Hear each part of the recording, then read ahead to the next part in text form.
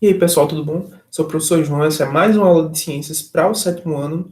E na aula de hoje eu vou falar para vocês sobre propagação de calor, na primeira parte, e na segunda parte da aula eu vou falar sobre máquinas térmicas. Então, as formas de propagação de calor, né? São três formas básicas que a gente tem: a condução, a convecção e a irradiação. Então, eu vou destrinchar um pouquinho sobre cada uma delas. A primeira delas, a condução, ela vai ocorrer o quê? Em materiais sólidos, certo? Vai ocorrer em materiais sólidos. E como é que ocorre a condução, né? A propagação do calor através da condução? Ela se dá a partir do quê? Dessa passagem, né, desse calor, no caso, lembrando do conceito de calor que envolve o quê? A energia térmica, a passagem, né, dessa energia térmica de uma molécula para outra, certo? Sempre de uma porção que está sendo aquecida para uma porção que ainda não recebeu calor. Então, esse calor vai passando nessa agitação, vai passando para as outras moléculas.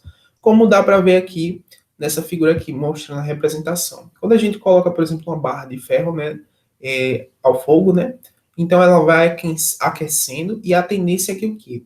A temperatura vai aumentando aqui da ponta e esse calor, né, vai passando, essa energia vai passando até aquecer a outra extremidade da barra. E aqui tem um esquema mostrando, né? Quando a gente está fornecendo essa energia térmica, fornecendo calor, as moléculas vão se agitando e com isso as moléculas vizinhas também vão começando a se agitar mais, certo? A tendência é que o quê? Todas elas aqui fiquem com o mesmo grau de agitação. Então a tendência é que aumente essa temperatura e a barra como um todo, né, fique aquecida. Passando agora para a segunda forma, seria a convecção. A convecção ocorre aonde? Ocorre em líquidos e gases, certo? O que a gente chama de fluidos, em geral. Então, as substâncias líquidas e gasosas, né, podem ocorrer essa propagação através da convecção, que se dá como? Formam-se correntes, né, circulares, que a gente chama de correntes de conversão, a partir, né, do que? Da diferença na densidade, onde o que? A parte do líquido, né, do gás, que fica aquecida, tende a ficar menos densa, então vai tender a subir, certo? O peso dela vai diminuir, né, a densidade diminui, e a parte que está mais frio vai tender a vir para baixo, certo? E vai ficar formando esses ciclos, né? Então a gente tem um exemplo da chaleira de água, né? Quando coloca o fogo, a água começa a ferver aqui no centro, né? E começa a borbulhar e começa a fazer esse ciclo, né? A água sobe, né? A água quente vai para cima e a água que está mais fria vai para baixo. E a gente tem dois exemplos bem legais também do ar-condicionado e da geladeira, que funcionam com o mesmo princípio, né? A forma de propagação do calor, certo?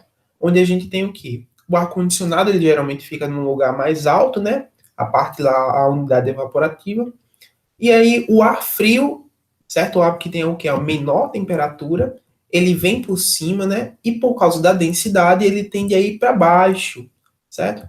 E aí com isso, o ar quente que está embaixo vai tender a passar, né? Vai para cima. E com isso, esse ciclo aqui vai provocando a mistura do ar. E a tendência é que o quê? Lembrando, a passagem de calor, né, vai tender a equilibrar a temperatura, né? Ter um equilíbrio térmico. E o mesmo acontece também com a geladeira, onde a parte mais fria fica em cima, que é um congelador. E aí o ar frio, né, desce, e o ar quente que está aqui embaixo, por causa da densidade, ele vai subir. E quando chega em cima, que encontra com o ar quente, com o ar frio, né, com a parte mais fria da geladeira, vai tender a resfriar.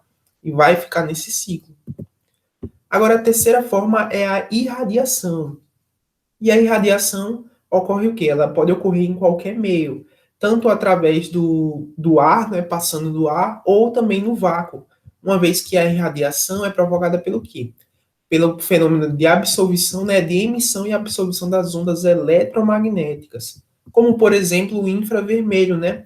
Então, a absorção dessa onda eletromagnética, né, pelos corpos, como, por exemplo, a luz do sol. Quando a gente sente o calor do sol, a gente está sentindo a radiação que está vindo lá do sol, passa pelo espaço, passa pelas camadas da atmosfera e chega até a nossa pele, né? E aí, essa onda eletromagnética, né, ela pode ser barrada, né, e pode ser absorvida pelo corpo. E essa absorção vai causar o quê? Vai causar o aumento da energia térmica, né, do corpo que está absorvendo. E com isso, aumenta a temperatura, certo? Então, essa seria uma terceira forma, né, como eu falei, da propagação do calor, através da irradiação. Então, um exemplo bem prático, né, quando a gente está no São João, por exemplo, e você tem uma fogueira lá acesa e você, quando está chegando perto você chega perto da fogueira, apesar de você não tocar diretamente, mas você consegue sentir aquela onda de calor, né?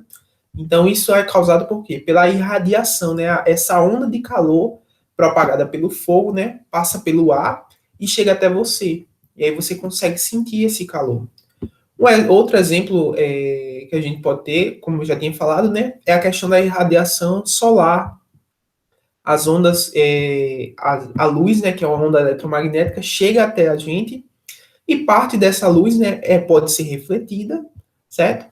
Ou então pode ser defletida, né? Pode difundir nas nuvens, né, e se espalhar. Mas e com isso você aquece a superfície terrestre, né? Essa luz que chega do Sol aquece a superfície terrestre. Já por fim, a gente tem os isolantes térmicos, que são o quê? São materiais que eles têm a capacidade de impedir ou reduzir a passagem desse calor, né? Principalmente da questão da irradiação entre dois corpos, né? Ou então entre um ambiente e outro.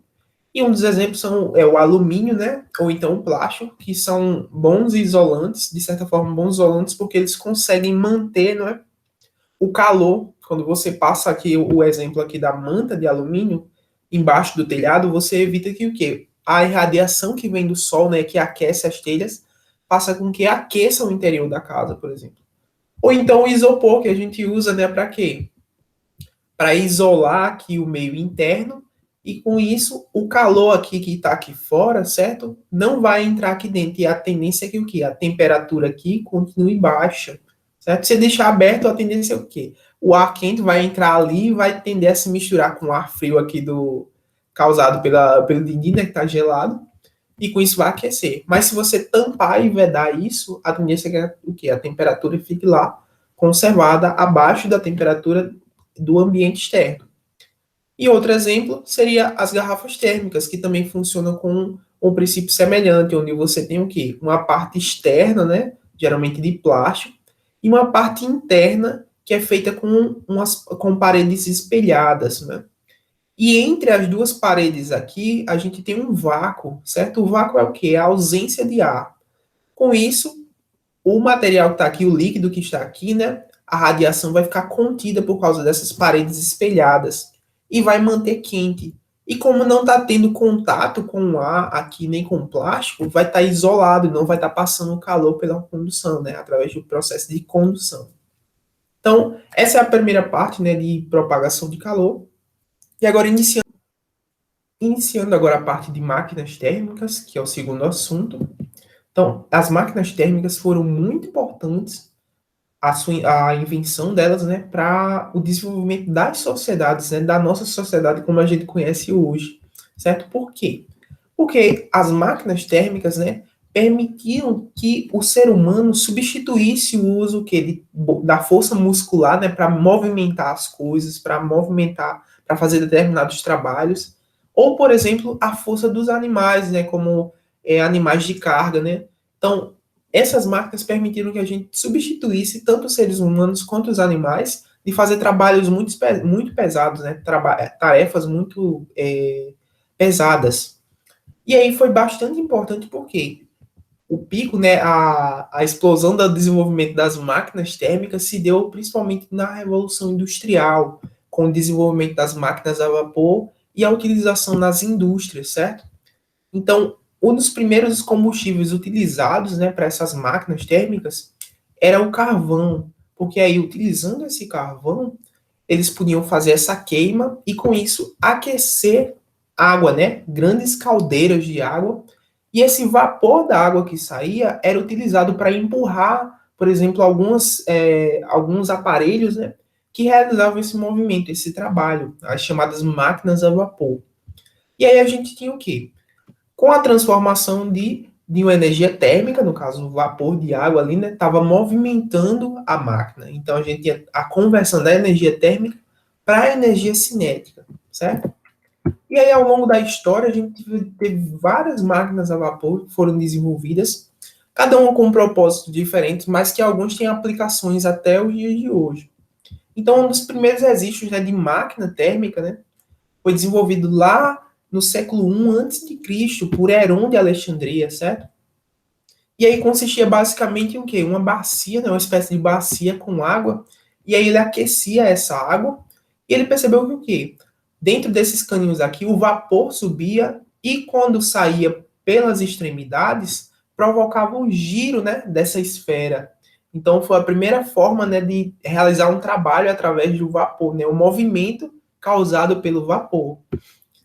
Já que por volta do século XVII, já lá para 1600, 1700, a gente tem Denis Papin, um pesquisador, né, que ele foi um dos que desenvolveram o precursor do que a gente tem hoje da autoclave, né, que seria basicamente um recipiente onde a gente mantém a pressão e o vapor lá dentro vai ajudar, por exemplo, a cozinhar alguns alimentos, ou então a esterilizar, né, por causa da alta pressão e alta temperatura, esterilizar alguns materiais.